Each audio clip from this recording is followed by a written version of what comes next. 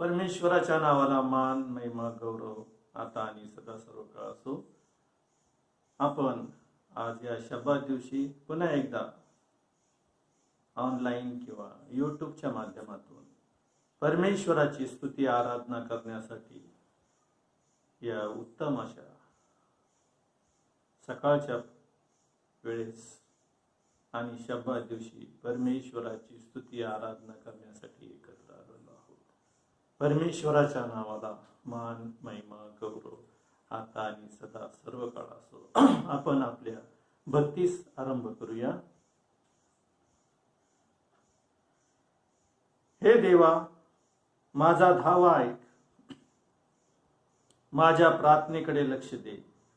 माझे मन व्याकुळ झाले असता दिगंतापासूनही मी तुझा धावा करीतो. जो खडक मला दुर्गम आहे त्यावर मला ने. तू माझा आश्रय, वैऱ्यापासून लपण्यास बळकट दुर्ग असा होत आला आहे. तुझ्या मंडपात मी सर्व काळ राहीन. मी तुझ्या पंखाच्या छायेचा आश्रय करीत, कारण हे देवा, तू माझ्या नवसाची प्रार्थना ऐकली आहे. तुझ्या नावाचे भय धरणाऱ्यांचे वतन तू मला दिले आहेस. तू राजाला दीर्घ आयुष्य कर. त्याच्या आयुष्याची वर्षे कैक पिढ्यांच्या वर्षा इतकी हो. तो देवासमोर चिरकाल राहू. तुझे वात्सल्य व सत्य त्याचे रक्षण करतील असे कर. म्हणजे तुझ्या नावाची स्तोत्रे निरंतर गाऊन मी आपले नवस नित्य फेडीत राहीन. वाचलेली वचन देवा आपणा सर्वांना आशीर्वादित करू. आपण प्रार्थना करूया.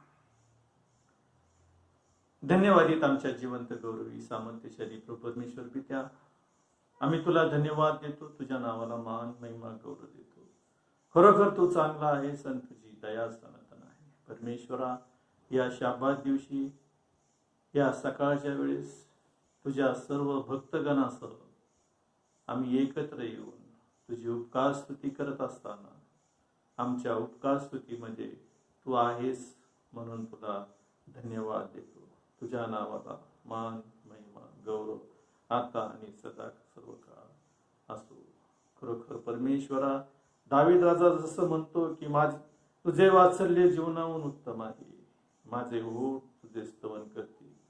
मी जिवंत आहे तोपर्यंत तुझा धन्यवाद असाच करीन.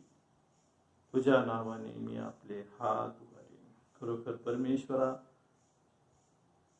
या वचनाच्या द्वारे आम्ही तुझं गुणगान करत असताना तू आमच्या ह्या भक्तीमध्ये आहेस म्हणून तुला धन्यवाद देतो. परमेश्वरा, आज तुझं वचन सांगत असताना या वचनाच्या द्वारे अनेकांना तू आशीर्वादित कर अशी तुझ्या चरणाजवळ मी प्रार्थना करतो. आमचा धन्य तारणारा प्रभू येशू ख्रिस्त याच्या गोड आणि पवित्र नावात मागतो म्हणून तो ऐक बाबा. आमेन. आजच्या मननासाठी जो शास्त्रभाग निवडलेला आहे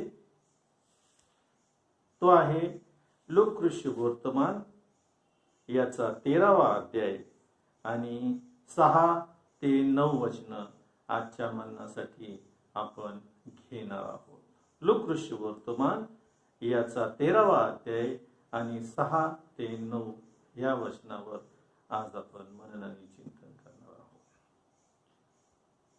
निष्फळ अंजिराच्या झाडाचा दृष्टांत. त्याने हा दाखला सांगितला.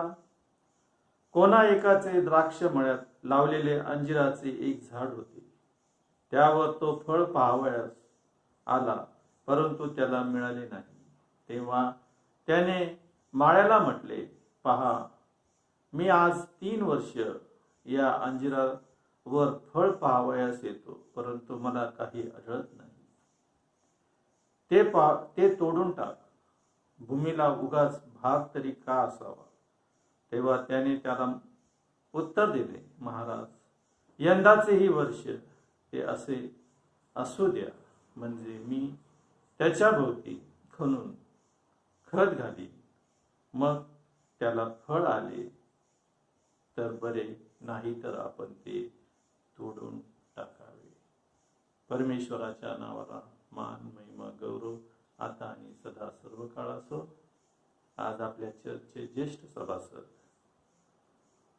मिस्टर राजविलास साळवे, ज्यांना आम्ही राजूदादा म्हणून हाक मारतो, असे ज्येष्ठ सभासद यांना मी विनंती केली होती की त्यांनी परमेश्वराच्या वचनातून मंडळीला व सर्व सभासदांना बोध करावा. त्यांनी माझ्या विनंतीला मान देऊन आज आपल्यामध्ये उपस्थित आहे. मी त्यांना विनंती करतो की त्यांनी पुढे येऊन परमेश्वराच्या वचनातून आम्हाला मार्गदर्शन करावं. राजूदादा साळवे, ज्यांना आम्ही राजूदादा साळवे म्हणतो, त्यांनी पुढे यावं आणि परमेश्वराच्या वचनातून परमेश्वराची सेवा करावी. परमेश्वराच्या नावाला धन्यवाद देऊया, त्याची उपकार स्तुती करूया. कारण त्या परमेश्वरानं आज हा दिवस, हा पवित्र वार आपल्या सर्वांच्या आयुष्याला तो जोडला आणि या सकाळच्या समयी मंडळीच्या ऑनलाईन प्रार्थनेमध्ये तो आपणा सर्वांना घेऊन आला. त्याच्या वचनाची सेवा करण्याची संधी त्यानं मला दिली. त्या परमेश्वराच्या नावाला मान महिमा गौरव आदर आणि सन्मान युगानुयुग असो. आपण प्रार्थना करू. अखिल विश्वाच्या उत्पन्न करते आमच्या स्वर्गातील जिवंत देवा, राजांच्या राजा, प्रभूंच्या प्रभू, मान महिमा गौरव तुला देतो, धन्यवाद तुला देतो, तुझी उपकार स्तुती करतो आजच्या दिवसाबद्दल. येशू ख्रिस्ताच्या नावात हा दिवस आमच्या आयुष्याला जोडलास आणि या सकाळच्या समयी आम्हा सर्वांना मंडळीच्या या उपासनेमध्ये तू घेऊन आलास. तुझे उपकार मानतो बापा परमेश्वरा. ऐकणाऱ्या सर्वांना तू या वचनाच्या द्वारे आशीर्वादित कर अशी तुला विनंती करतो आणि आजची ही भक्ती तू हजर राहून तू आशीर्वादित कर अशी ही तुला विनंती करतो. तुझ्या वचनातून बोलत असताना तुझ्या पवित्र आत्म्याचं मार्गदर्शन मला दे. माझ्या मुखवठाचा ताबा तू घे बापा परमेश्वरा. माझे अपराध, माझी पाप, माझे दुष्कर्म स्मरू नकोस. मला तुझ्या क्रूसाच्या आड लपव आणि तुझं वचन सांगण्याकरिता तुझ्या स्पर्शाने मला भर. तुझ्या पवित्र आत्म्याच्या प्रेरणेने मला तू चालव. जे काही होईल ते तुझ्या गौरवासाठीच तू होऊ दे. आजची भक्ती येशू ख्रिस्ताच्या नावात आम्ही तुझ्या हाती देत आहोत. येशू ख्रिस्त आमचा प्रभू याच्या गोड पवित्र आणि सामर्थ्यशाली नावात मागतो म्हणून तो एक बापा, आमेन. आजच्या मननासाठी जो शास्त्र भाग निवडलेला आहे, नवीन करारातून लुकाचं शुभ वर्तमान याचा 13वा अध्याय आणि वचन आहेत 6 ते 9. लुक शुभ वर्तमान 13वा अध्याय, वचन आहेत 6 ते 9. त्याचं शीर्षक आहे अंजिराच्या निष्फळ झाडाचा दृष्टांत. त्याने हा दाखला सांगितला. कोणा एकाचे त्याच्या द्राक्षमळ्यात लावलेले अंजिराचे झाड होते. त्यावर तो फळ पाहण्यास आला, परंतु त्याला काही आढळले नाही. तेव्हा त्याने माळ्याला म्हटले, पहा, गेली 3 वर्षे मी ह्या अंजिरावर फळ पाहण्यास येत आहे, परंतु मला काही आढळत नाही. ते तोडून टाक. उगाच त्याने जागा तरी का अडवावी? तेव्हा त्याने त्याला उत्तर दिले, महाराज, एवढे वर्ष ते असू द्या, म्हणजे मी त्याच्या भोवती खणून खत घालीन, मग त्याला फळ आले तर बरे, नाहीतर आपण ते तोडून टाकावे. परमेश्वर देवबाप वाचलेली सर्व वचनं आपणासाठी आशीर्वादाची आणि लाभाची करू. ज्या वचनावर आज आपण मनन करणार आहोत, जो शास्त्रभाग आपण ऐकला, येशू ख्रिस्तानं त्याच्या सेवा कार्याला सुरुवात केली तेव्हा तो स्वर्गीय राजाविषयी लोकसमुदायाला सांगत असे. गावोगावी आणि नगरोनगरी फिरून येशू ख्रिस्त त्यांना जागृत करीत होता, त्यांना सावध करीत होता आणि तो त्यांना हेच सांगत होता की पश्चाताप करा, कारण स्वर्गाचं राज्य जवळ आलेलं आहे. आणि आपण पाहतो की त्याच्या पुढं पाठविलेला, त्याच्या वाटा नीट करणारा, अरण्यात घोषणा करणाऱ्याची वाणी असा बाप्तिस्मा करणारा योहान, तोही लोकांना हेच सांगत होता की पश्चाताप करा, स्वर्गाचं राज्य जवळ आलेलं आहे. एवढंच केवळ नव्हे तर बाप्तिस्मा करणारा योहान अत्यंत कडक अशा शब्दात इशारा देत होता की आता झाडाच्या मुळाशी कुऱ्हाड ठेवलेली आहे, जे जे झाड चांगलं फळ देत नाही ते तोडून अग्नीत टाकण्यात येईल, यास्तव पश्चातापास योग्य अशी फळं द्या.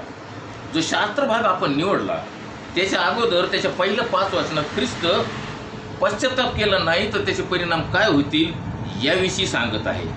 म्हणून आपण आता या द्राक्ष मळ्याच्या अंजिराच्या झाडाचा दाखला आपल्याला काय सांगतो ते आपण पाहूया.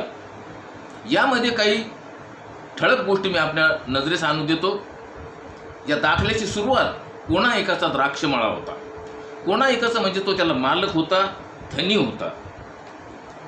तो द्राक्षमळा त्या धन्याचा होता. त्या द्राक्षमळ्यात असलेलं एक अंजिराचं झाड होतं. त्या द्राक्षमळ्याचा मालक त्या अंजिराच्या झाडावर फळ पाहण्यास येत होता. 3 वर्ष त्याला फळ दिसलं नाही, म्हणून तो माळ्याला म्हणाला की हे तोडून टाक. म्हणजे त्या द्राक्षमळ्याला माळी होता. आपण पाहूया की तो धनी, तो मालक म्हणजे सर्व समर्थ देव, आपला स्वर्गात बसलेला जिवंत पिता, तो द्राक्षमळा म्हणजे त्याने आपल्या शब्दानं निर्माण केलेलं हे संपूर्ण जग, हे त्याचा द्राक्षमळा आहे. त्या द्राक्षमळ्यात असलेलं अंजिराचं झाड जे ख्रिस्ती विश्वासणारे म्हणजे आपण आहोत, आणि त्या द्राक्षमळ्याचा माळी म्हणजे आपली काळजी घेणारा जो मृत्युंजय ख्रिस्त सर्व समर्थाच्या उजवीकडे बसलेला आहे, आणि तेथे तो आपल्यासाठी रदबदली करीत आहे, मध्यस्थी करीत आहे, असा तो माळी म्हणजे येशू ख्रिस्त. प्रियानो, आज आपण जे मनन करणार आहोत, जे पाहणार आहोत, ते 3 वर्ष तो धनी त्या अंजिराच्या झाडावर फळ पाहण्यास येत होता, पण त्याला ते सापडत नव्हतं, फळ त्याला येत नव्हतं. आणि हे 3 वर्ष म्हणजे मानवी जीवनाच्या या 3 अवस्था दर्शवतं. पहिली अवस्था बालपण ते लहानपण, दुसरी अवस्था तरुणपण ते प्रौढत्व, आणि तिसरी अवस्था वृद्धपण ते म्हातारपण. पाहूया पवित्र शास्त्र आपल्याला याविषयी काय मार्गदर्शन करतं. बालपणात वचनाचं ज्ञान होत नाही, परंतु लेकराची शारीरिक आणि बौद्धिकरित्या वाढ होत असते, आणि वाढ होताना ती बालपणातून लहानपणात प्रवेश करतात, आणि लहानपणात ज्यावेळेस ती प्रवेश करतात, त्यांचं शाळेला जाण्याचं वय ज्यावेळेस होतं, त्यावेळेस माता पिता आपण आपल्या लेकराला शाळेत ॲडमिशन घेण्यासाठी आपण त्याची धडपड करतो. चांगल्या शाळेत त्याला ॲडमिशन मिळावं, विशेष करून त्याला इंग्लिश मिडियममध्ये मिळावं, त्यासाठी नागणारं डोनेशन, त्यासाठी असणारी फी आपण तिथं भरायला तयार होतो. एवढंच केवळ न तर आपल्या लेकराला जाण्या येण्यासाठी स्कूल व्हॅन किंवा रिक्षा अशी देखील आपण त्याची व्यवस्था करतो. एवढंच केवळ नव्हे तर त्याला अक्षर ओळख व्हावी म्हणून आपण त्या लेकराला क्लास देखील लावतो, त्याच्यासाठी देखील आपण फी भरतो. प्रिय बंधू भगिनींनो, हे सर्व करीत असताना आपला त्यामागचा हेतू एकच असतो की आपलं लेकरू चांगलं शिकावं, त्याला चांगलं शिक्षण मिळावं, त्याला चांगले संस्कार त्याच्यावर व्हावेत, आणि तो जीवनात कोणीतरी मोठा उच्च व्हावा, उच्च पदस्थ व्हावा, उच्च पदाला जावा, त्यांनी आपलं आणि आपल्या आईबापाचं नाव त्यांनी उच्च करावं, ही आपली प्रामाणिक इच्छा त्याच्याकडे असते. म्हणून आपण लेकराच्या लहानपणासाठी या सर्व तरतुदी करतो, सर्व प्रकारचा खर्च करतो.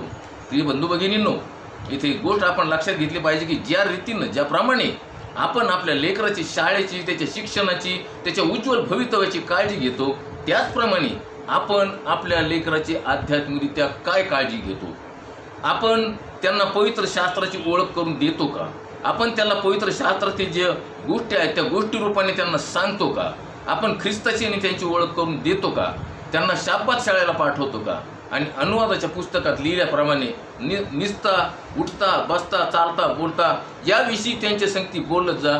आपण हे त्यांच्या संगती बोलत असतो का? प्रिय बंधू भगिनींनो, ज्या रीतीनं शालेय जीवनासाठी त्याच्यासाठी आपण एवढा खर्च करतो, आपण त्याच्या आध्यात्मिक जीवनाची काळजी घेताना हे सर्व करतो का? हे देखील आपण पाहायला गरजेचं आहे. प्रिय बंधूंनो, आज आपण ज्या 3 अवस्थावर मनन करणार आहोत, त्यातून जे बालपणात किंवा लहानपणात आल्यानंतर लेकरांकडून काय फळं मिळाली, ते लेकरांनी कसं देवाचं भय धरून ते वागले, याचं मार्गदर्शन आपण घेऊया. ज्या रीतीनं आपण आपल्या लेकरांच्या आयुष्य चांगलं व्हावं यासाठी झटत असतो, त्यासाठीच त्या लेकरांना देखील त्या पवित्र शास्त्राची ओळख करून देणं, त्याप्रमाणे उदाहरण देऊन त्यांना त्याच्यात वाढवणं हे देखील आपलं कर्तव्य आहे. पाहूया आपण शास्त्रातून याबद्दल मार्गदर्शन घेऊया. मोशेचा विषय आपण प्रथम पाहूया. मोशेचा जन्म झाला त्यावेळेस त्याच्या आईबापांनी राजाज्ञेविरुद्ध मोशेला 3 महिने लपून ठेवलं, परंतु त्यानंतर त्याला लपून ठेवणं अवघड झालं, आणि आपण पाहतो की त्यांनी त्याला त्या लव्हाळ्याच्या पेटीत घालून नदीत सोडून दिलं, आणि तो फारोच्या कन्येला सापडला. फारोच्या कन्येनं मोशेला राजवाड्यात नेलं. आपल्याला माहीत आहे की मोशेचं बाळपण आणि मोशेचं लहानपण राजवाड्यात गेलं. त्याला राजघराण्याचे संस्कार त्याच्यावर झाले असतील, त्याला जिथं शिक्षण दिलं असेल, त्याच्या पुढे एवढं मोठं ऐश्वर होतं, त्याच्यामुळे एवढं धनसंपत्ती, सगळं काही गोष्टी, त्याचं सुख त्याच्या पायाशी होतं. प्रभू प्रियानो, जे राजघराण्याचे संस्कार होते ते मोशेवर निश्चितच केले असतील, आणि मोशेला एक गोष्टीची जाणीव दिली असेल की तू या मिसराचा राजकुमार आहेस आणि पुढे तू या मिसराचा राजा देखील होशील. परंतु प्रिय बंधू भगिनींनो, मोशेनं हे राजघराण्याचं शिक्षण घेत असताना, हे त्याच्यावर संस्कार होत असताना मोशेनं हे देखील पाहिलं असेल की तो राजा स्वतःचं राजपद टिकविण्यासाठी लोकांवर कसा अन्याय करीत असेल, लोकांवर कशी जुलूम जबरदस्ती करीत असेल. कारण त्याला स्वतःचा दरारा, स्वतःची दहशत निर्माण करण्याकरिता तो लोकांना छळीत असेल. आणि ह्याही गोष्टी मोशेनं तिथं पाहिल्या असतील. त्यामुळं जरी राजघराण्याचे संस्कार त्याच्यावर झाले तरी मोशेनं, आपण पुढं पाहतो की त्यानं हे सर्व नाकारलं, त्याने हे सर्व याच्याकडे पाठ फिरवली.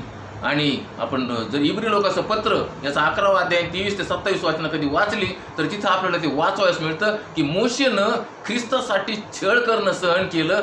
मोशेनं ख्रिस्ताच्या छळासाठी ती धनसंपत्ती त्यानं स्वतःसाठी निवडून घेतली की त्यानं त्या मिसरातली सर्व धनसंचय, सर्व सुख, सर्व ऐश्वर्य त्यानं त्याच्या पुढं तुच्छ केलेलं आपल्याला पाहायला मिळतं. आणि आपण पाहतो की मोशेला जे संस्कार केले गेले त्या संस्काराच्या विरोधात तो गेला, कारण त्याच्या मनाला न रुचणाऱ्या या सगळ्या गोष्टी होत्या.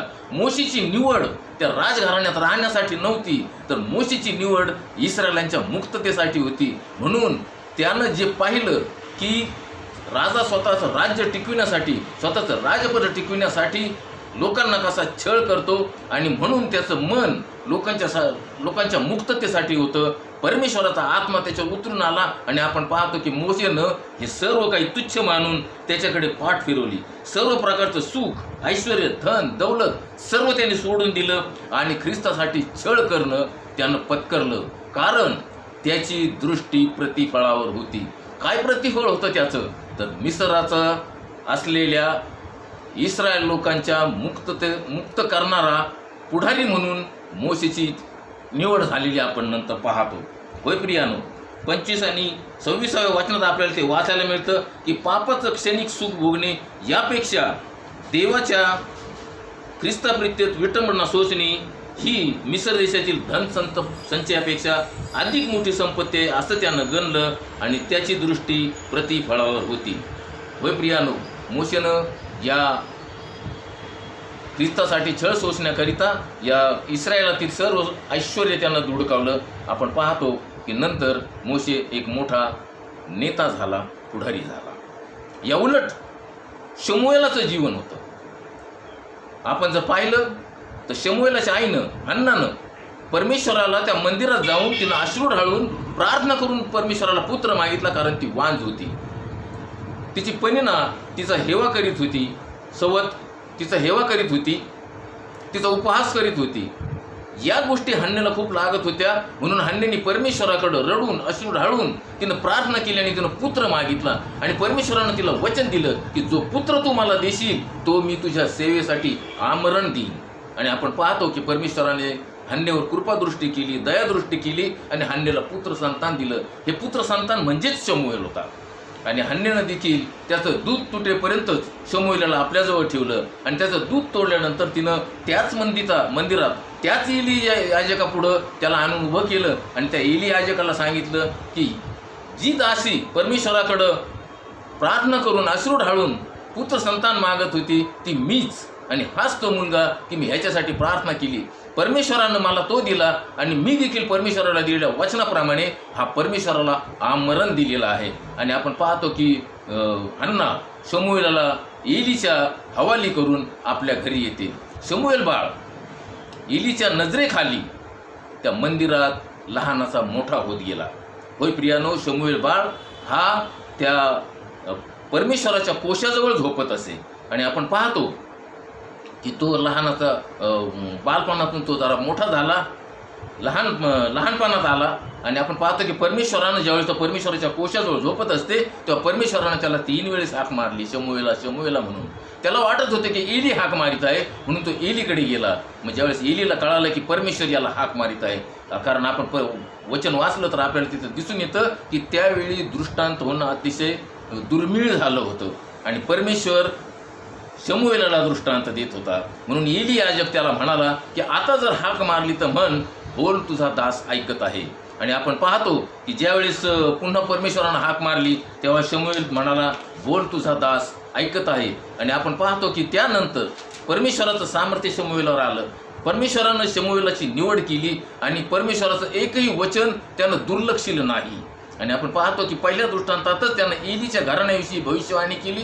ती एलीनं त्याच्या तोंडून वधवून घेतली आणि जे जे शमूएल करीत होता ते इस्रायल लोकांना विदित होत गेलं. आणि इस्रायल लोकांना दानापासून बैरशेब्यापर्यंत सर्वांना समजलं की शमूएल हा इस्रायलाचा संदेष्टा, इस्रायलाचा शास्त्र होणं परमेश्वरानं ठरवलेलं आहे. आणि अगदी त्याप्रमाणेच सर्व गोष्टी घडून आल्या. आणि आपण पाहतो की शमूएल हा देवानं निवडलेला इस्रायलाचा संदेष्टा झाला. होय प्रियानो, परमेश्वराच्या समीपतेत, परमेश्वराच्या सान्निध्यात, परमेश्वराच्या समागमेत तो राहिला आणि परमेश्वरानं त्याला एवढं मोठं आशीर्वादित केलेलं आपण पाहतो. प्रियानो, लहानपणातलं आणखी एक उदाहरण मी आपल्या पुढे ठेवतो. दुसरे राजे याचा 5वा अध्याय 1 ते 4 वाचनात आपल्याला ती गोष्ट वाचायला मिळते की आरामाचा एक सेनापती होता, नामान. शूरवीर होता, परंतु तो कुडी होता. आणि आपण पाहतो तो अध्याय जर आपण वाचला तर आपल्याला तिथे वाचायला मिळतं की या आरामी लोकांनी इस्रायलातून एक लहान मुलगी कैद करून आणलेली असते आणि ती मुलगी ह्या नामानाच्या घरी त्याच्या सेवेत असते. त्याच्या धनिनीबरोबर म्हणजे नामानाच्या पत्नीबरोबर ती त्याच्या घरी सेवेत असते. आणि आपण तिथं पाहतो की नामानाचं कोड, तो जरी शूरवीर होता, तो जरी त्या आराम्यांचा सेनापती होता, तरी तो कोडी होता. आणि प्रियानो, मला एक सांगू द्या की ही लहान मुलगी ती किती लहान होती हे तिथं काय कुठंच उल्लेख नाही, फक्त लहान मुलगी एवढंच लिहिलेलं आहे. आणि आपण पाहतो की त्या लहान मुलीनं मोठ्या धैर्यानं, मोठ्या धाडसानं एक गोष्ट आपल्या धनिनीला सांगितली. ती गोष्ट म्हणजे माझ्या धान्याची इस्रायलाच्या संदेष्टाची गाठ पडती तर किती बरे होते, तो त्याचं कोड बरे करीतो. प्रियानो, त्या मुलीची आणि जिवंत देवाची ओळख होती. परमेश्वराचं सामर्थ्य तिला ठाऊक होतं. परमेश्वरानं त्याचे सेवक, त्याचे संदेष्ट इथे ठेवलेले आहेत हेही तिला ठाऊक होतं. अलिशा एक संदेष्ट आहे, अलिशा एक रोग बरे करतो, अलिशा चमत्कार करतो. अलिशाला ओळखत होती, अलिशाचे चमत्कार तिला ठाऊक होते. आणि म्हणून ज्यावेळेस तिला गुलाम म्हणून तिथं आणलं, तिनं आपल्या धनिनीला तेच सांगितलं की माझ्या धान्याची जर इस्रायलाच्या संदेष्टाची गाठ होती तर किती बरे होते. प्रिय बंधू भगिनीनो, ही सुवार्ता इतक्या सहज गतीनं आणि धाडसानं त्या लहान मुलीनं सांगितली. होय प्रिय बंधू भगिनीनो, यावरून आपल्याला एक कळतं की लहान मुलं देखील परमेश्वराची सुवार्ता सांगू शकतात. हेच आपण पाहतो. मुलांना देवाच्या सेवकाची ओळख असावी. देव रोग बरे करतो व सर्व प्रकारे आशीर्वादित करतो हा विश्वास याच वयात त्यांच्यामध्ये रुजवणं गरजेचं आहे. म्हणूनच आपण इथे या लहान मुलीचं उदाहरण डोळ्यासमोर ठेवूया आणि आपल्या लेकरांनाही त्याप्रमाणे सुवार्ता सांगण्याचं आपण त्यांना त्यांच्या मनावर रुजवण्याचा प्रयत्न करूया. होय प्रियानो, असंच एक उदाहरण, जशी ही लहान मुलगी होती, असंच एक लहान मुलाचं उदाहरण आपल्याला नवीन करारातून देखील पाहायला मिळतं. योहानकृत सुवर्तमान याचा 6वा अध्याय 5 ते 9 वचनं जर आपण वाचली तर तिथं ख्रिस्तानं केलेला एक चमत्कार आपल्याला वाचावाच मिळतो आणि तो म्हणजे 5,000 जीव घालण्याचा चमत्कार. प्रिय बंधू भगिनींनो, मत्तई, मार्क आणि लूक या तीनही आणि योहान या 4ही सुवर्तमानामध्ये 5,000 जीव घालणं हा चमत्कार विदित केलेला आहे. परंतु फक्त योहानानंच त्याचं वेगळेपण तिथं दिलेलं आहे. आपण पाहतो की या 3 सुवर्तमान, मत्तई, मार्क आणि लूक या 3 सुवर्तमानात ख्रिस्त ज्यावेळेस लोकसमुदाय पाहतो आणि शिष्यांना म्हणतो की यांच्या जेवणाची व्यवस्था करा, त्यावेळेस शिष्य म्हणतात की बाबा यांचा काय करायचं, आमच्याकडे फक्त 5 भाकरी आणि 2 मासेच आहेत. परंतु योहानाच्या सुवर्तमानात तिथं काय लिहिलेलं आहे की ख्रिस्त ज्यावेळेस त्या डोंगरावर बसतो आणि त्या लोकसमुदायाला पाहून तो शिष्यांना म्हणतो की यांच्या जेवणाची व्यवस्था करा, तेव्हा फिलिप त्याला म्हणतो की यांनी एकाने थोडं जरी खाल्लं तर 200 रुपयाच्या भाकरी यांना पुरणार नाही. आणि मग तिथं असलेला शिमोन पेत्राचा भाऊ आंद्रिया म्हणतो येथे एक लहान मुलगा आहे, त्याच्याजवळ 5 जवाच्या भाकरी आणि 2 मासे आहेत. प्रिय बंधू भगिनींनो, हा लहान मुलगा त्या जक्कयाप्रमाणेच ख्रिस्ताला पाहण्यासाठी आला असेल. त्या लहान मुलाला ख्रिस्ताची ओळख होती, ख्रिस्ताने केलेले चमत्कार त्याला ठाऊक असतील, ख्रिस्ताची शिकवण ऐकण्यासाठी त्याला यायचं असेल आणि त्याच्या आईबापांनी देखील त्याच्यावरती संस्कार केले असतील. आणि म्हणूनच तो लहान मुलगा आईबापांच्या मागे लागून ख्रिस्ताची शिकवण ऐकण्याकरिता त्या लोकसमुदायाबरोबर तोही आला असेल. त्याच्या आईबापांनी पाहिलं की मुलगा चाललेला आहे, जा बाळा, जातोच ना, जा. परंतु वाटेत जर तुझे सहकारी असतील, तुझे सोबते असतील, तुम्हाला जर भूक लागली तर ही शिदोरी तुमच्या बरोबर असू द्या. या 5 भाकरी आणि 2 मासे त्या आईबापांनी त्या मुलाकडे बांधून दिलेले असतील. आणि आपण पाहतो की तो मुलगा ते 5 भाकरी आणि 2 मासे घेऊन आलेला आहे. आणि शिमोन पेत्राचा भाऊ आंद्रिया ख्रिस्ताला म्हणतो की येथे एक लहान मुलगा आहे, त्याच्याकडे ह्या 5 भाकरी आणि 2 मासे आहेत. आणि आपण पाहतो त्या लेकराला ठाऊकही नसेल की आज त्या 5 भाकरी आणि 2 मासेमुळं एवढा मोठा चमत्कार होणार आहे. प्रिय बंधू भगिनींनो, ख्रिस्त हे ज्यावेळेस हे बोलतो की तुम्ही ह्या लोकांच्या जेवणाची व्यवस्था करा, त्यावेळेस तिथं आणखी एक गोष्ट निदर्शन असते, ते योहानाने तिथं ती टाकलेली आहे की ख्रिस्ताने त्यांची परीक्षा पाहण्याकरिता असं बोलला, कारण तो काय करणार होता हे त्याला ठाऊक होतं. म्हणजे ख्रिस्ताला ठाऊक होतं की इथे एक लहान मुलगा येणार आहे, त्याच्याकडे 5 भाकरी आणि 2 मासे आहेत. प्रिय बंधू भगिनींनो, त्या मुलाला झालेले संस्कार, त्या मुलाने ख्रिस्ताची शिकवण ऐकण्यासाठी केलेला हट्ट, तो त्या लोकसमुदायाबरोबर आपल्या मित्राबरोबर, तो कधी सहकार्याबरोबर तो आला असेल आणि त्याच्या आईबापांनी त्याच्या 5 भाकरी आणि 2 मासे त्याला दिले.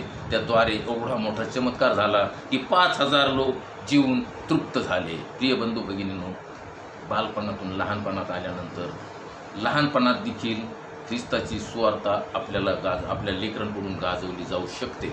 आपल्या लेकरांवर तसे संस्कार करणं, आपल्या लेकरांना ह्या गोष्टी सांगणं, ह्या गोष्टी त्यांच्या मनावर बिंबवणं, ठसवणं हे आपलं काम आहे. ते जर आपण केलं तर या पहिल्या वर्षी देखील, या पहिल्या अवस्थेत देखील आपली लेकरं फळ देतील. नाहीतर तो धनी येईल आणि त्या माळाला म्हणेल, 1 वर्ष झालं अजून मला काय झाडावर फळ दिसलं नाही, काय करायचं? माळी म्हणाला असेल, एवढं वर्ष असू द्या, मी अजून त्याला खत पाणी घालले आणि त्यानं फळ दिलं तर बरं. आणि मग आपण पाहतो की लहानपण, बालपणातून लहानपण आणि लहानपणातून आता तरुणपणात प्रवेश होतो.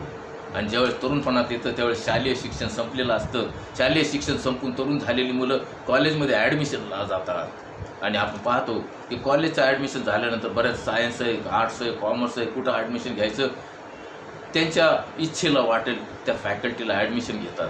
आणि मला सांगू द्या की ज्यावेळेस शाळेमध्ये जे एक धाक असतो, शाळेमध्ये जी बंधनं असतात ती बंधनं कॉलेजमध्ये नसतात.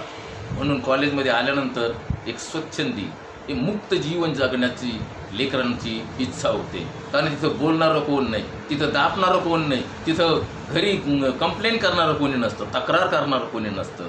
म्हणून प्रिय बंधू, हीच वेळ असते, हेच वय असतं आयुष्य सावरण्याचं.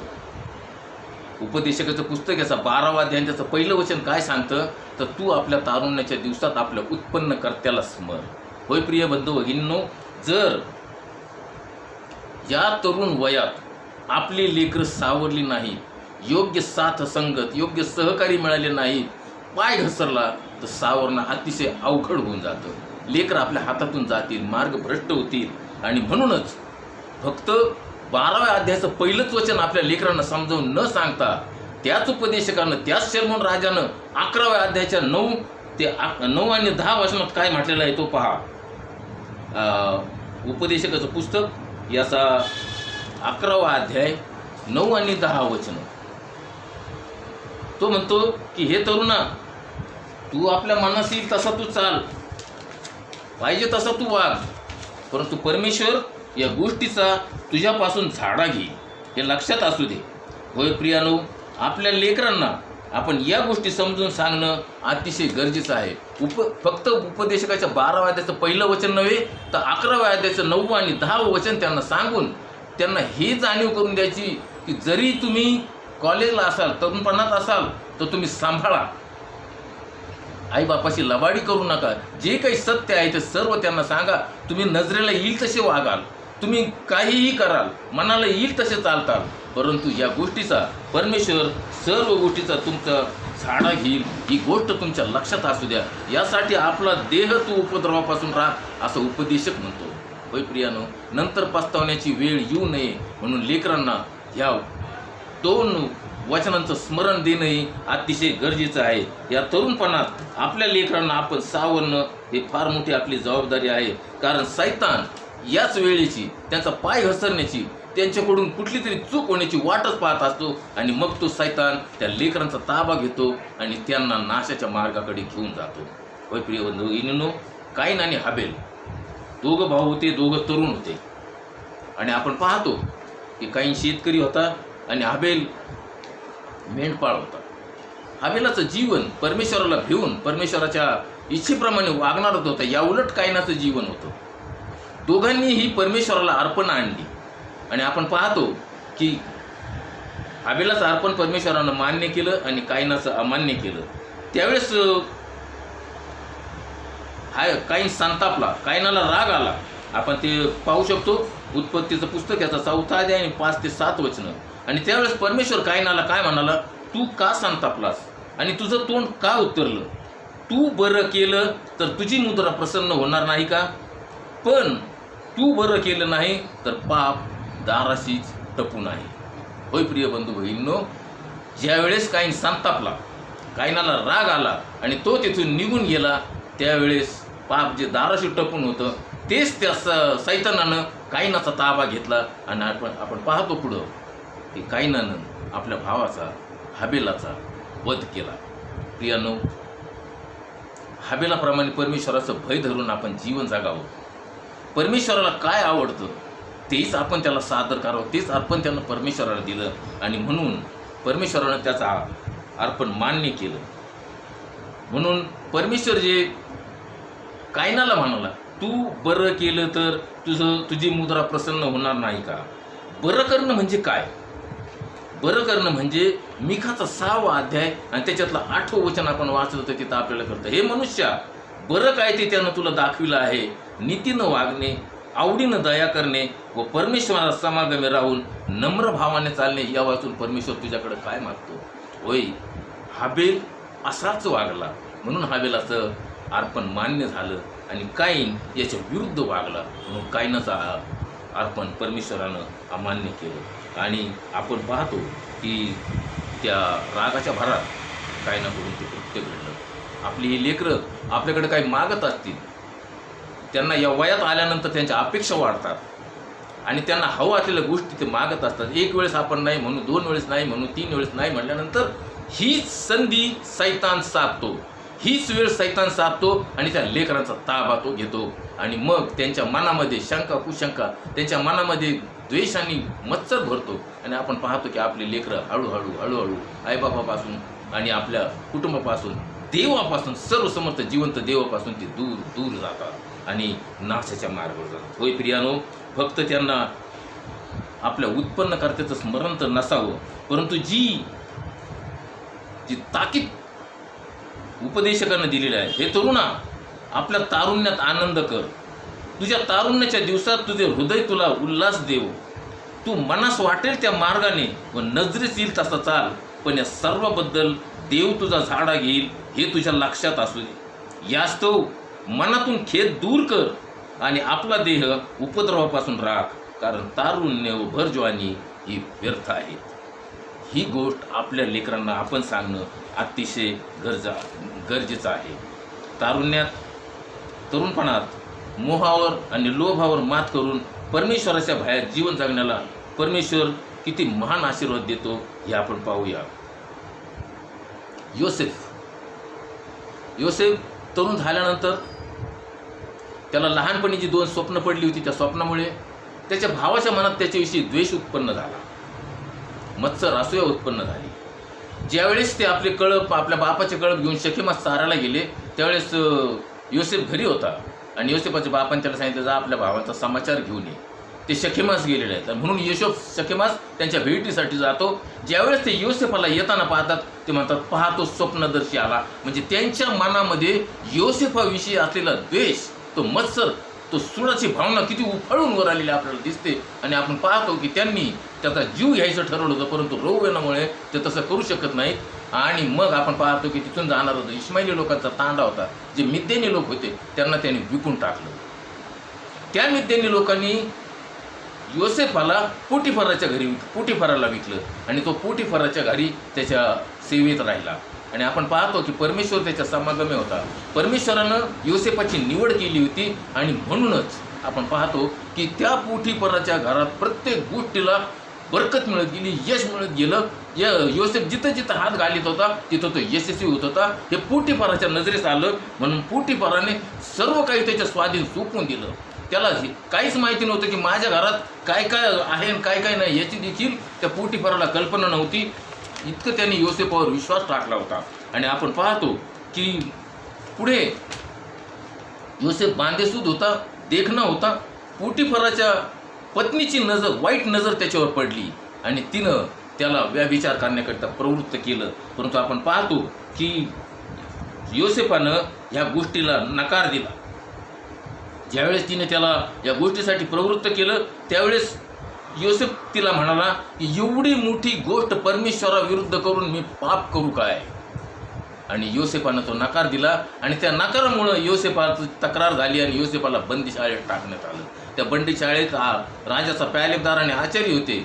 त्यांना पडलेल्या स्वप्नाचा अर्थ योसेफ सांगतो आणि तिथून पुढे नंतर तो प्यालेबदार त्याच्या सेवेत रुजू होता आणि राजाला स्वप्न पडतं. राजाला स्वप्न पडतं की 7 दष्टपुष्ट गाई आणि 7 रोड गाई, 7 भरदार कंस आणि 7 लुंगी कंस.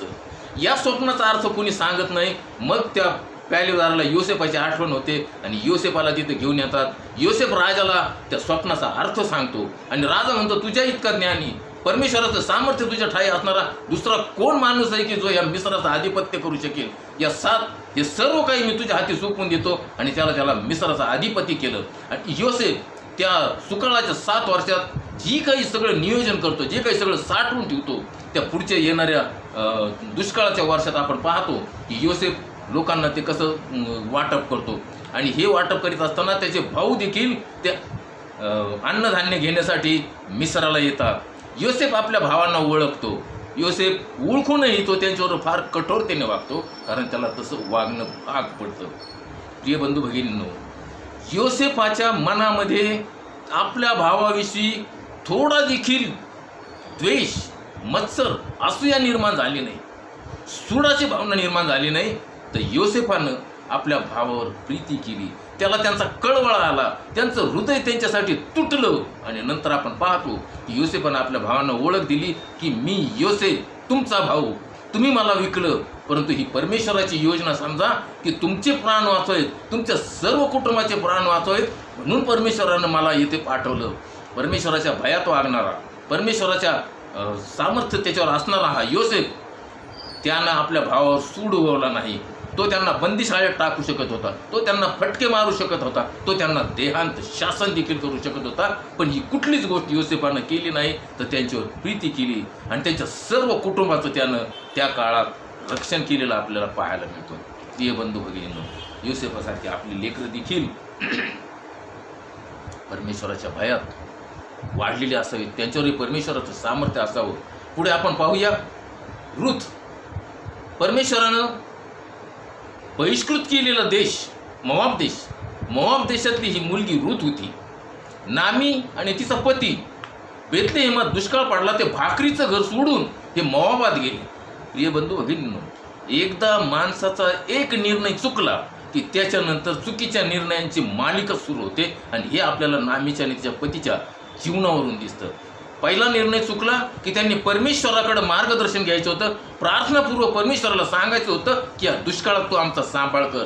परंतु त्यांनी तसं न करता स्वतःच्या बुद्धीवर अवलंबून राहून त्यांनी भाकरीचं घर म्हणजे बेथलेहेम सोडलं आणि ते त्या मोआब देशात गेले.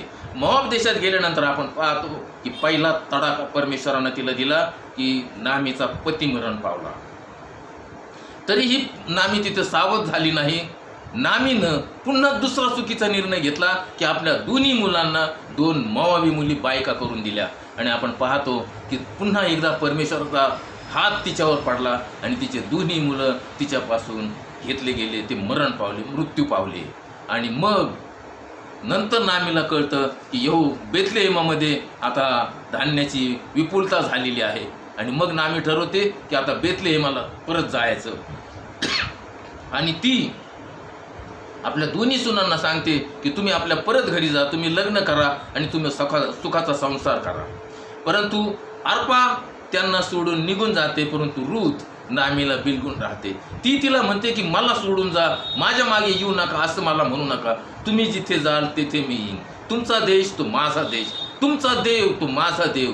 तुम्ही जिथे राहाल तिथे मी राहीन. आणि मरणानेच आपण एकमेकापासून विभक्त होऊ. केवढा मोठा विश्वास होता हा. आणि आपण पाहतो की नामी रूथला घेऊन पुन्हा बेथलेहेमात येते. आणि ती रूथ जी मोवाबी मुलगी होती, जी बहिष्कृत समाजातून आलेली मुलगी होती, जशी अर्पा पुन्हा त्याच्या पापी जीवनाकडे गेली, त्या मूर्ती पूजक देशात ती परत गेली, तशी रूथ गेली नाही. तर रूथनं त्या जिवंत देवाचा स्वीकार केला, नामीचा स्वीकार केला, नामीच्या आज्ञेत ती राहिली. नामी जसं सांगल तसंच रूथनं केलं. आणि आपण पाहतो की ज्या बवाजाच्या शेतात ती सर्व वेचायला जात होती, तो बवाज त्यांचाच नातेवाईक होता. त्या बवाजानं ते शेत सोडवून घेतलं, रूथचा स्वीकार केला, तिला पत्नी म्हणून घेतलं. आणि आपण पाहतो की बवाजापासून रूथेला ओबेद झाला, ओबेदाला इशाय झाला, इशायाला दावीद झाला, आणि दाविदाच्या वंशातच आपण पाहतो ख्रिस्ताचा जन्म झाला. एवढा मोठा आशीर्वाद परमेश्वरानं रूथला दिला, त्या मोवाबी मुलीला दिला की तिनं त्या जिवंत देवाचा स्वीकार केला, आपलं जीवन त्याच्या हाती दिलं आणि ती त्या सासूच्या आज्ञेत राहिली. रूथच्या द्वारे नामीच्या उद्ध्वस्त जीवनाचं पुनरुज्जीवन देवानं केलेलं आपल्याला पाहायला मिळतं. आणि एवढा मोठा आशीर्वाद की ती त्या येशू ख्रिस्ताच्या वंशवळीत ती आली. प्रिय बंधू भगिनींनो, या वयात आपणही त्या जिवंत देवाला ओळखलं पाहिजे, आपल्या लेकरांनी ओळखलं पाहिजे. जे तरुण आहेत त्यांनी ओळखलं पाहिजे. त्यांनी देखील प्रार्थनामय जीवन जगावं, आपलं जीवन त्या जिवंत देवाच्या हाती द्यावं, त्याच्या मार्गदर्शनात त्यांनी जागावं. अशी आपल्या लेकरांना आपण या बाबतीत मार्गदर्शन करूया. पुढे आपण एस्तेरविषयी पाहतो. एस्तेर तीही तरुणच होती. आणि आपण पाहतो की हामानानं कपट कारस्थान करून यहुदा वंशाचा नाश करायचं फरमान काढलेलं असतं. आणि त्यानं त्या मर्दकासाठी वधस्तंभाचा खांब तयार केलेला असतो की त्याच्यावर त्याला सुळी द्यायचं. ज्यावेळेस त्या मर्दखायला समजतं आणि मर्दखै एस्तेरला ही गोष्ट सांगतो, तो एस्तेरला कडक शब्दात सांगतो की तू राजवाड्यात आहेस म्हणून तू वाचशील असं समजू नको, तर तुझाही अंत होईल, तुलाही मारलं जाईल. याच कारणासाठी यहुदा वंशाचा बचाव करणं, ह्याच कारणासाठी तुला राजपद मिळालं नसेल काच्यावरून, म्हणून राजाज्ञेविरुद्ध तू काहीतरी कर असं मर्दखै तिला सांगतो, नाहीतर सर्व यहुदा वंशाचा नाश होईल. आणि मग आपण पाहतो एस्तेर मर्दखैला निरोप पाठवलं की 3 दिवस 3 रात्र सर्वांनी उपवास आणि प्रार्थना करा, मीही काही अन्नोदक सेवन करणार नाही. आपण पाहतो की एस्तेर आणि सर्व इस्रायलांना, यहुदा वंशानं सर्वांनं 3 दिवस आणि 3 रात्री उपवास केला. आणि आपण पाहतो की राजाज्ञे विरुद्ध ती त्या राजाच्या पुढे जाते आणि राजा तिची मागणी मान्य करतो. आणि एस्तेरच्या द्वारे एवढ्या मोठ्या यहुदा वंशाचा बचाव होतो. आणि ज्या सुळावर तो मर्दखैला द्यायचं स्वप्न पाहतो, त्या हामानाचं कट कारस्थान तिथं उघड होतं आणि त्याच खांबावर त्याला सुळी दिलं जातं. होय प्रिय बंधू भगिनींनो, एस्तेर तरुण होती. या तरुण वयात तिनं तिच्या चुलत्यानं मर्दखैयानं सांगितलेल्या आज्ञा तिनं ऐकल्या, तिनं त्याचं मार्गदर्शन घेतलं. आणि आपण पाहतो की तिच्याद्वारे यहुदा वंशाचा बचाव झाला. ज्या यहुदा वंशात पुढं ख्रिस्त जन्माला आला. होय प्रिय बंधू भगिनींनो, तरुणपणातली ही काही उदाहरणं मी आपल्या पुढे ठेवलेली आहेत. आपल्या लेकरांनाही त्याप्रमाणे जीवन जगण्यास आपण मार्गदर्शन करावं. तरुणपण झाल्यानंतर लेकरं शालेय शिक्षण संपतं, कॉलेजीय शिक्षण संपतं आणि मग नंतर नोकरी पाहण्यासाठी सुरुवात होते. कुणी चांगल्या नोकरीला लागतं, कुणी कोर्स करतात, कुणी इंजिनिअरिंग, कुणी डॉक्टरकी, कुणी कॉम्प्युटर, अशा विविध क्षेत्रात ते लेकरं कामाला लागतात. आणि मग संसाराची चिंता काळजी मागे लागते. आणि मग या आध्यात्मिकतेकडे, प्रार्थनेकडे, वचन वाचण्याकडे साहजिकच दुर्लक्ष होतं. असं करता करता हे दुसरं वर्ष देखील संपून जाईल आणि मग पुन्हा तो माळी दुसऱ्या वर्षी येईल. तो त्या झाडाकडं पाहिली, त्याला त्या झाडावर फळ दिसत नाही, तो त्या माळ्याला म्हणेल मला अजूनही ह्या झाडावर फळ दिसत नाही. 2 वर्ष झाली.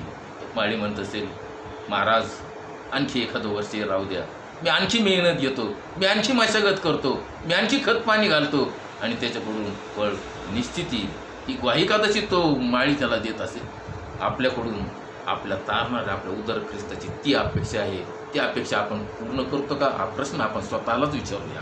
प्रिय बंधू भगिनींनो, 2रं वर्ष संपलं, 2री अवस्था संपली. 3ऱ्या अवस्थेत ज्यावेळेस आपण येतो त्यावेळेस वृद्धपणात येतो आणि मग आपल्या हाती काय राहतं, तर जे काही कामं असतील ती करायची. लेकरं बाळं नातवंड, त्या नातवंडामध्ये रमून जायचं. परंतु तेथेही आपल्यावर एक जबाबदारी असते की आपल्या नातवंडांना आपण या वचनात घेऊन यायचं, कौटुंबिक प्रार्थनेमध्ये घेऊन यायचं, त्यांना देखील ह्या गोष्टी समजून सांगायच्या. हे देखील आपलं काम आहे. होय प्रिय बंधू भगिनींनो, आपण अब्राहमाचं उदाहरण पाहूया. अब्राहम 75 वर्षाचा होता त्यावेळेस परमेश्वरानं त्याला पाचारण केलं. त्याचं गाव, त्याचं घर, त्याचं सर्व काही सोडून तो परमेश्वराच्या वचनावर विश्वास ठेवून निघाला. परमेश्वराच्या वाणीवर विश्वास ठेवून तो निघाला आणि तो जेथे जेथे जात होता, जेथे जेथे तो डेरा देत होता, तिथे तो परमेश्वराची विधी उभारून त्याची उपकारस्तुती करीत होता. आणि आपण पाहतो की त्या परमेश्वरानं अब्राहमाला 75 वर्षापासून 100 वर्ष 25 वर्ष त्याच्या विश्वासाची कसोटी झाली. आणि आपण पाहतो की एकदा 2ऱ्या वेळेस ज्यावेळेस परमेश्वरानं अब्राहमाला दृष्टांतात दर्शन दिलं, उत्पत्तीचा 15वा अध्याय, त्यामध्ये आपल्याला ते वाचायला मिळतं की परमेश्वरानं 2ऱ्या वेळेस अब्राहमाला दृष्टांताद्वारे दर्शन दिलं. त्यावेळेस परमेश्वरानं त्याला सांगितलं की तुझा वंश मी खूप मोठा विस्तार करेन तुझ्या वंशाचा. तो म्हणतो, तू मला काय देणार? मी तर निसंतान मारणार. माझ्या घरी असलेला माझा दिमिश्की सेवक अलिएजर हा माझ्या घराचा वारसदार होईल. माझ्या दासीचा सेवक तो हा वारसदार होईल. परमेश्वर म्हणतो, नाही, तुझ्याच पोटी जन्म घेणारा तुझा वारस होईल. आणि मग आपण पाहतो की परमेश्वरानं त्याचा हात धरून त्याला डेरेच्या बाहेर आणलं आणि त्याला आकाशातील तारे दाखवले की हे तारे तुला मोजता येतील असेल तर मोज, अशी तुझी संतती मी करील. आणि अब्राहमानं त्या वचनावर विश्वास ठेवला, परमेश्वराच्या वाणीवर विश्वास ठेवला आणि त्याचं विश्वास, त्याचं नीतिमत्व घालण्यात आला. त्याला 100व्या वर्षी परमेश्वरानं इसाक दिला.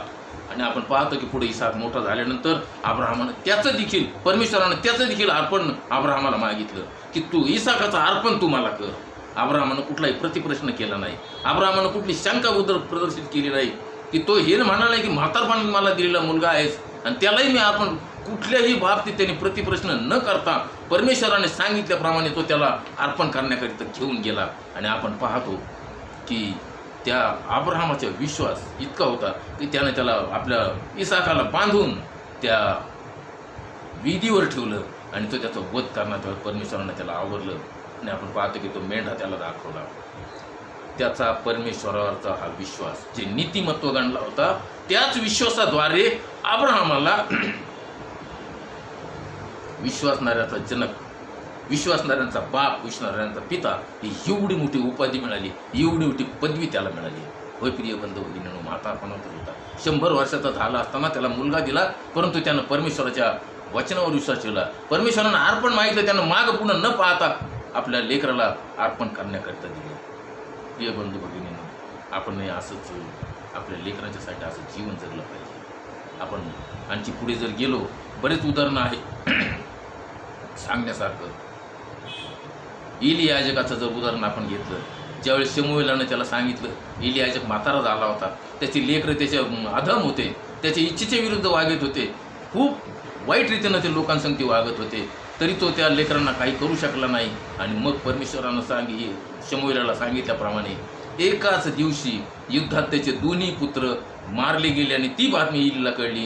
एली पडून मृत्यू पावला. प्रिय बंधू भगिनींनो, ज्यावेळेस ख्रिस्ताचं अर्पण करण्याकरिता त्यांनी मंदिरात आणलं, तिथे असलेला शिमोन तो परमेश्वराला म्हणाला की जगाचं तारण मी माझ्या डोळ्यांनी पाहिलेलं आहे. तिथं असणारी संदेष्टी हन्ना, जी 84 वर्षाची होती. प्रिय बंधू भगिनींनो, ही देवाची सेवा करणारे होते शिमोन आणि संदेष्टी हन्ना. त्यांनी आपण पाहतो की ते तारण त्यांनी डोळ्याने पाहिलं आणि ती सुवार्ता त्यांनी सर्वांना सांगितली.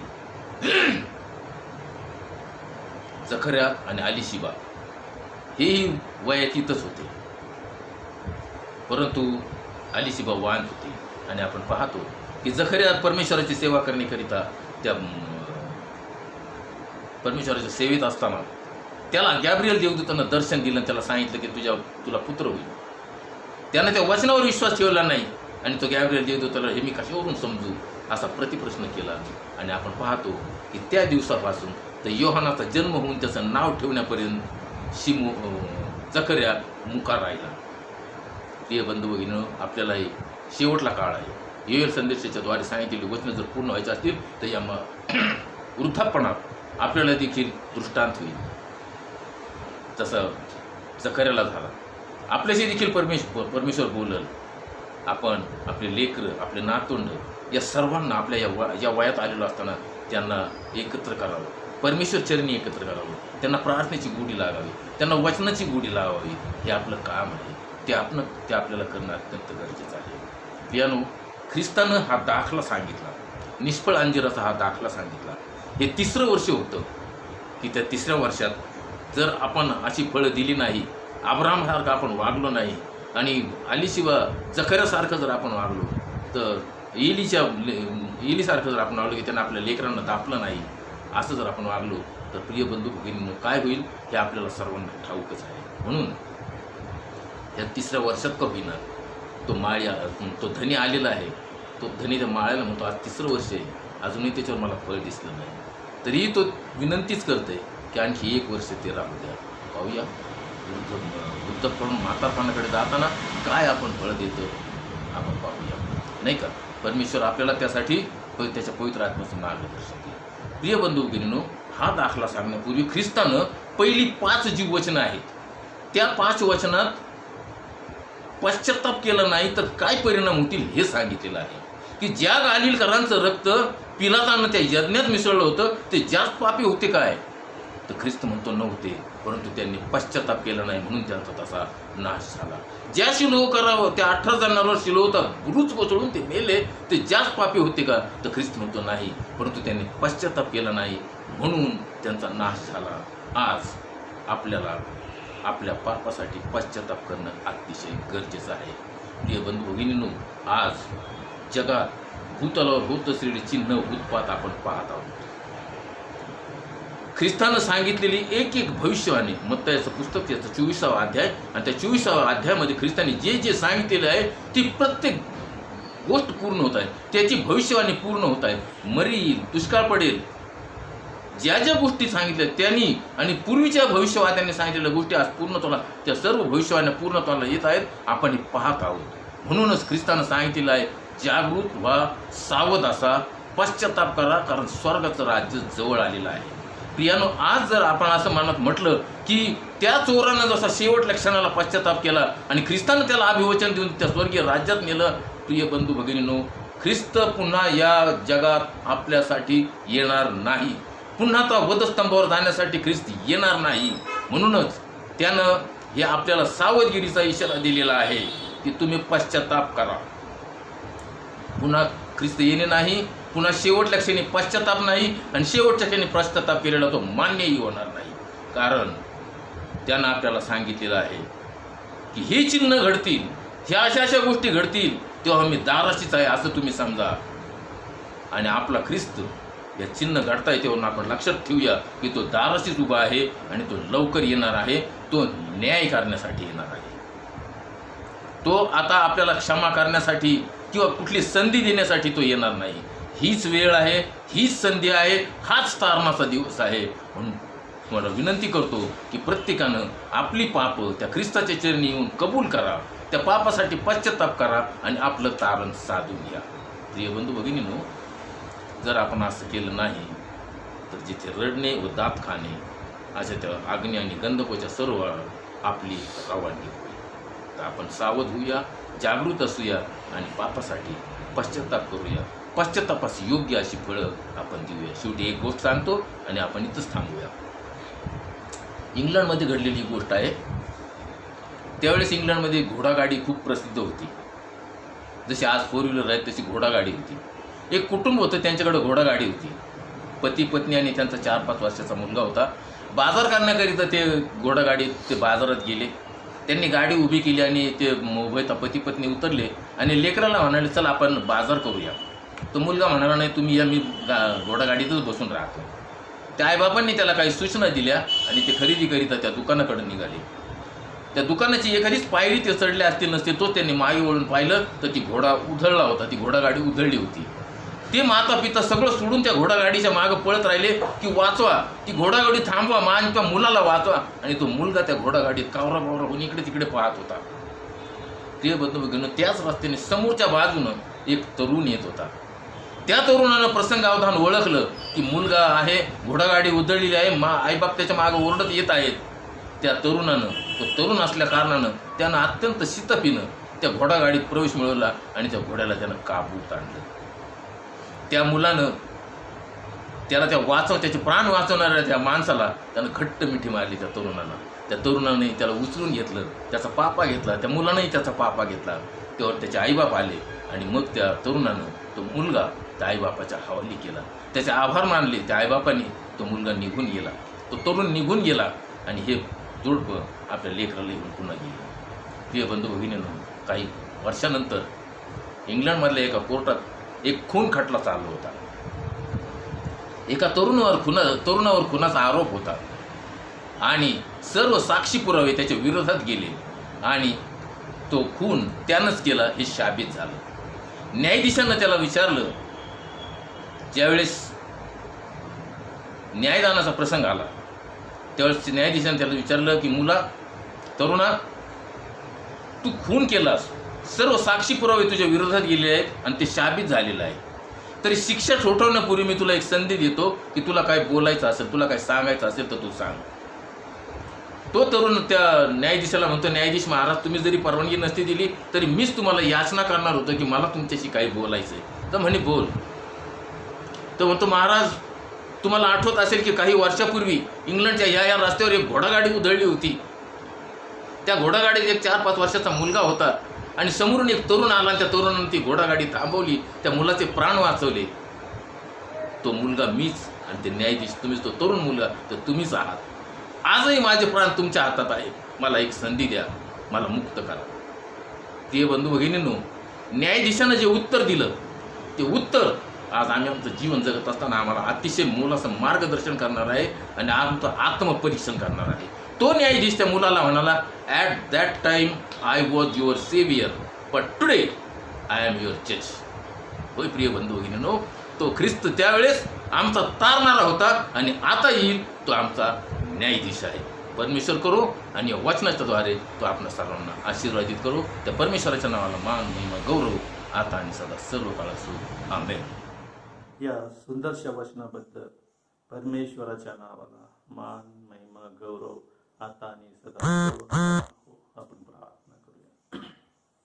धन्यवादित आमच्या जिवंत गौरवी सामर्थ्यशाली प्रभू परमेश्वर पित्या, आम्ही तुझी स्तुती करतो, तुझ्या नावाला मान, महिमा, गौरव देतो. खरोखर तू चांगला आहेस आणि तुझी दया सनातन आहे. परमेश्वरा, आज तुझ्या सेवकाने तुझ्या वचनातून जो संपूर्ण मंडळीला आणि तुझ्या भक्तगणाला जो बोध केलेला आहे की 3 वर्ष हे आमच्या आयुष्याचे कोणते कोणते वर्ष आहेत याबद्दल उत्तम असं मार्गदर्शन केलं. आणि परमेश्वरा, या मार्गदर्शनाबद्दल तुझे आम्ही धन्यवाद करतो.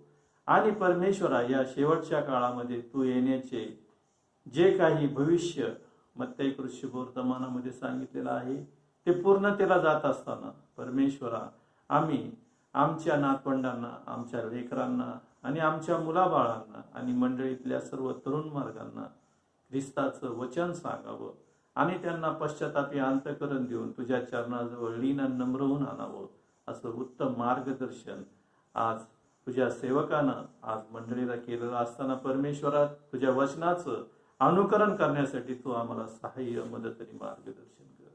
पश्चातापास योग्य अशी फळं आम्ही द्यावी, त्यासाठी तू आम्हाला तुझ्या वचनाचं मार्गदर्शन कर. खरोखर परमेश्वरा, आज आम्ही जग आणि जगाची परिस्थिती पाहिली तर जग या महामारीच्या संकटातून जात असताना परमेश्वरा, तू आपल्या लेकरांचा बचाव करतोस, त्याबद्दल खरोखर परमेश्वरा, आज या महामारीमुळं अनेक लोक मृत्यूला सामोरे जात राहिले आहे. पण परमेश्वरा, तुझ्या वचनात सांगितले की पहा, इस्रायलाच्या रक्षकाला झोप लागत नाही व तो डुलकी येत नाही. परमेश्वर, ज्यावेळेस आम्ही पश्चातापी अंतःकरण घेऊन तुझ्याकडे येतो, तू आमचं रक्षण करतो. आणि परमेश्वरा, तुझ्या संगतीमध्ये, तुझ्या सहवासामध्ये, तुझ्या सानिध्यामध्ये तू आमची वाढ करतोस, त्याबद्दल आम्ही तुला धन्यवाद देतो. पुन्हा एकदा परमेश्वरा, या संदेशाद्वारे तू आम्हाला आशीर्वादित केलंस, त्याबद्दल आम्ही तुला धन्यवाद देतो. तुझ्या गोड आणि पवित्र नावात मागतो, म्हणून तू ऐक बापा. आमेन. आपण प्रभूने शिकवलेली प्रार्थना म्हणूया. हे आमच्या स्वर्गातील बापा, तुझे नाम पवित्र मानले जाऊ, तुझे राज्य येऊ, जसे स्वर्गात तसे पृथ्वीवरही तुझ्या इच्छेप्रमाणे हो. आमची रोजची भाकर आज आम्हास दे, आणि जसे आम्ही आमच्या ऋण्यासरून सोडले आहे, तसेच आमच्या ऋणी आम्हास सोड, आणि आम्हास परीक्षेत आणू नकोस, तर आम्हास वाईटापासून सोडव. कारण की राज्य, सामर्थ्य आणि गौरव ही सर्व काळ तुझीच आहे. आमेन. आता देव बापाची प्रीती, येशू ख्रिस्ताची कृपा आणि पवित्र आत्म्याची सहभागिता तुम्हा सर्वांबरोबर आता आणि सदा सर्व काळ असतो. आमेन.